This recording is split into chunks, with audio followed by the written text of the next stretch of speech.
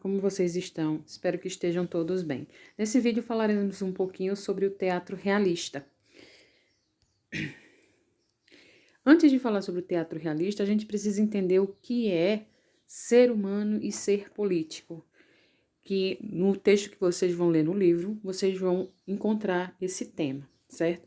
O homem é um animal político. A afirmação de Aristóteles sobre a destinação do ser humano a viver em sociedade é entendida como base da filosofia política e permanece pulsante na sociedade brasileira.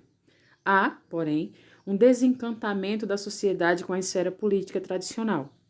A falada crise de representatividade perpassa diversas esferas sociais, como a mídia, as instituições e os partidos. O ser político, então, ganha cada vez mais destaque na esfera social, como um sujeito protagonista da transformação.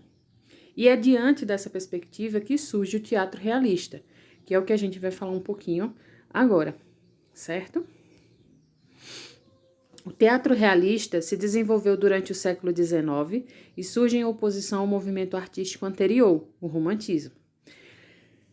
Portanto, a partir de diversas transformações históricas e sociais que ocorrem durante o século XIX, o realismo vem criticar diversos costumes da sociedade vigente. Então, veja, nós temos aí dois movimentos artísticos, né? Um em oposição ao outro. A gente vê que o teatro realista ele surge em oposição ao romantismo. Romantismo, período onde a emoção se sobrepõe à razão. Quando a gente vem com a questão do realismo, é o inverso. A razão vai se sobrepor à emoção, certo? E sempre fazendo uma análise com relação aos costumes da sociedade da época, certo? Origem. O realismo foi um movimento artístico que teve representações na literatura, na música, na arquitetura, escultura, pintura e no teatro. O teatro realista surge na segunda metade do século XIX na Europa, se espalhando pelo mundo. As características. Uma vez que o realismo surge com o intuito de pôr fim ao movimento romântico, os personagens do teatro realista são pessoas comuns e, portanto, não idealizadas. Os temas mais recorrentes são ligados ao cotidiano, às fraquezas humanas e também aos problemas de ordem social. A linguagem utilizada nos textos de dramaturgia da época é simples, coloquial e objetiva, com o intuito de demonstrar a realidade tal qual ela é.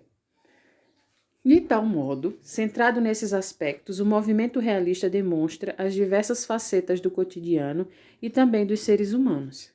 Desde os problemas sociais, financeiros, amorosos, familiares, tal qual a falsidade, a impotência, o egoísmo, os conflitos psicológicos e etc. Além disso, temas polêmicos como prostituição e a promiscuidade são explorados.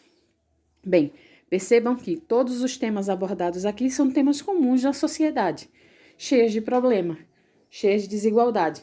Então, essa desigualdade social, ela não surge de hoje, ela vem de muito tempo, né? E ela vem sendo criticada, falada, conversada por muitos artistas e por muitas épocas. O palco do teatro realista demonstra a preocupação com os textos teatrais e sua revelação na arte dramática. Assim, os cenários realistas são vazios e destituídos de grandes detalhes. Para tanto, o foco principal é revelar as mazelas da sociedade e das profundezas do ser humano.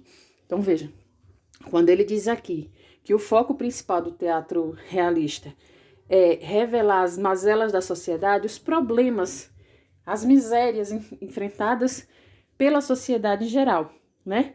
E as mazelas também do ser humano, porque todo ser humano possui suas mazelas, possui seus problemas, possui suas misérias, né? Todo mundo tem o seu lado bom e o seu lado ruim. Cabe a cada um de nós deixar prevalecer o lado bom.